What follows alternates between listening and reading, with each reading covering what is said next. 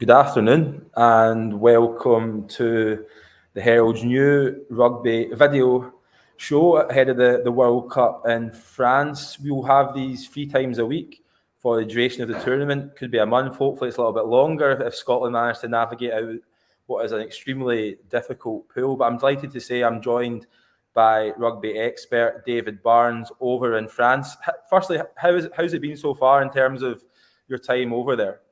It's been hot. It's very hot down here in the south of France. We're in Nice for the first week. We're just actually we got the train up, the train across to Marseille yesterday.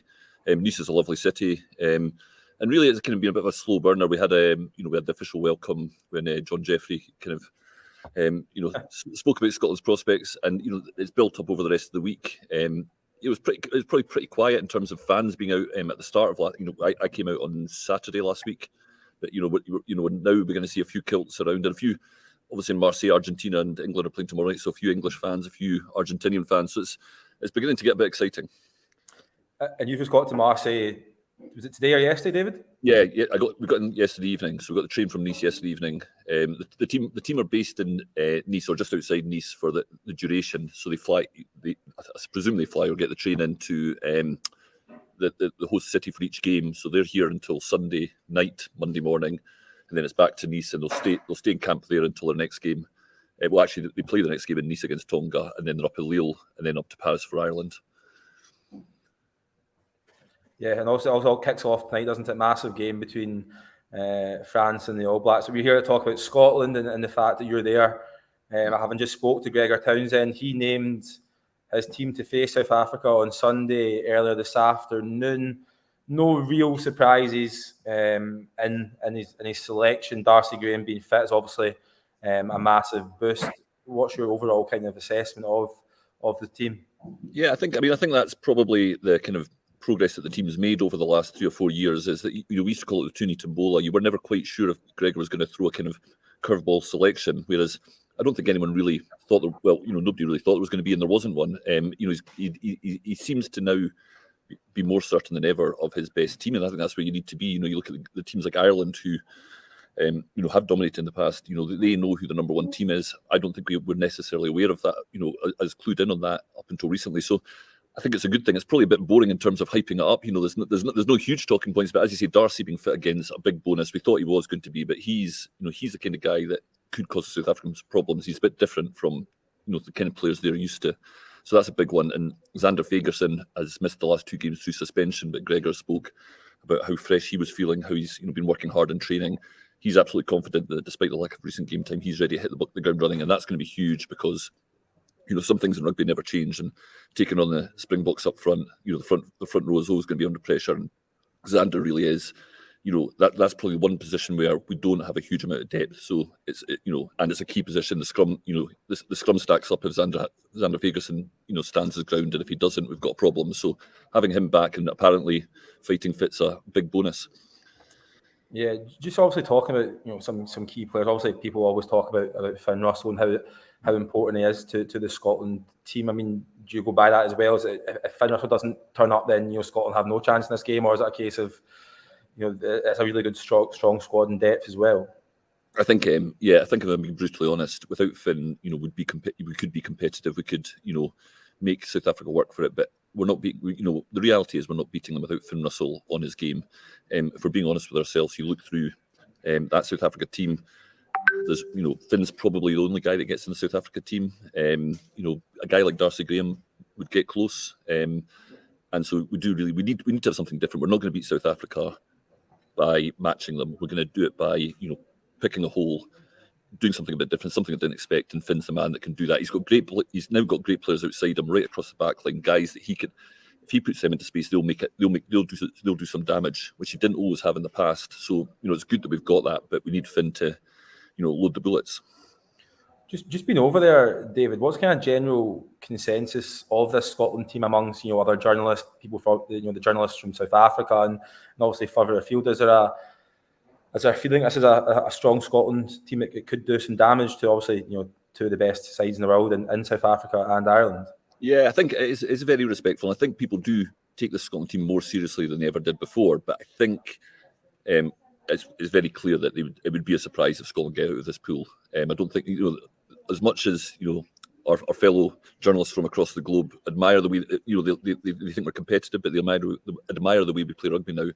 But I don't think anyone outside of Scotland is backing them, and I have to say, a few people inside Scotland, inside the Scottish press pack, are pretty, they're hoping that they can, they think there's a chance, but they wouldn't be betting their mortgage on it. I think Stuart Hogg came out this week as well, didn't he, David, and said he thinks South Africa and Ireland will be the two teams to qualify. So not a great endorsement from one of our former star players. Yeah, absolutely. And he says he's still Scotland's biggest fan. But I mean, in fairness, I think he's given us, it's an honest answer. I don't think it's insulting to, I think we have to recognise how good these two sides are. I don't think it's really insulting to say, these guys are up against it. But I think everybody does believe there is a chance. And I think in times gone by there wasn't a chance, but that's all it is. It's a chance.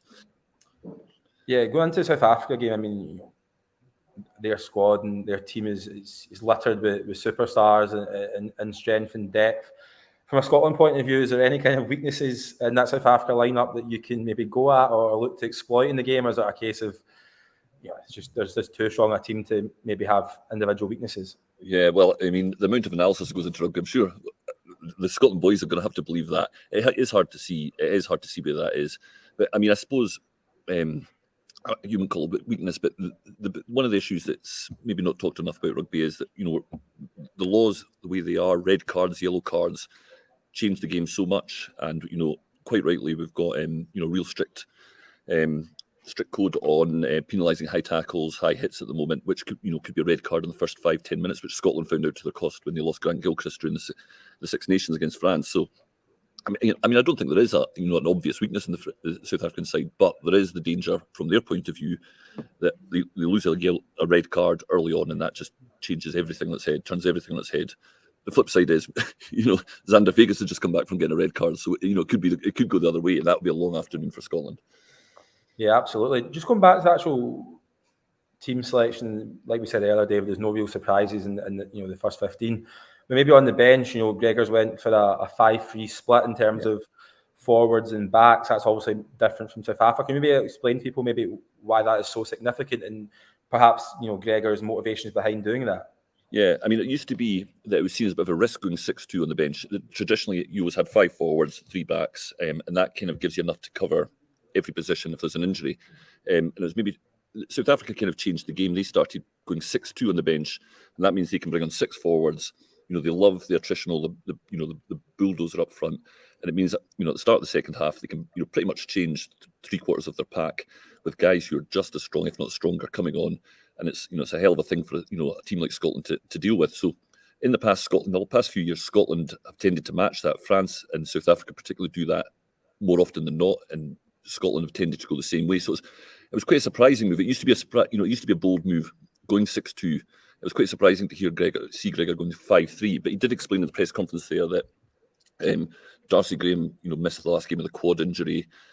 Blair Kinghorn was carrying a knock. I think it was his knee. So two of the starting backs are fit to play, but they're not maybe 100%.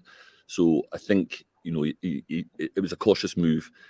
In that sense that if they get if those two guys do both go down and you've gone 6-2 on the bench, then all of a sudden you're scrambling to cover that. So there's a wee bit of caution in there, and I think there's a wee bit of just Gregor wants to play his way.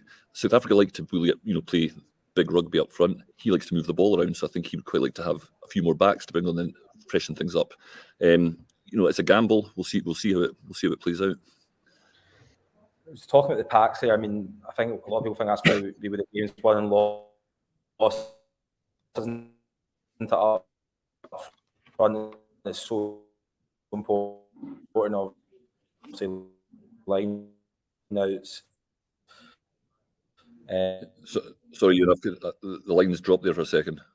I'm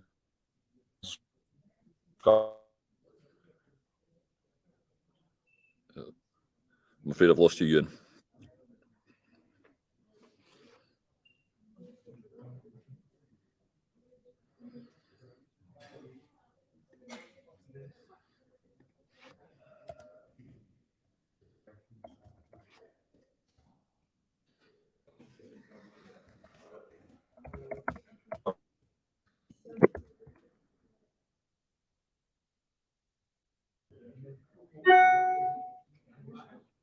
etc. Is that where South Africa?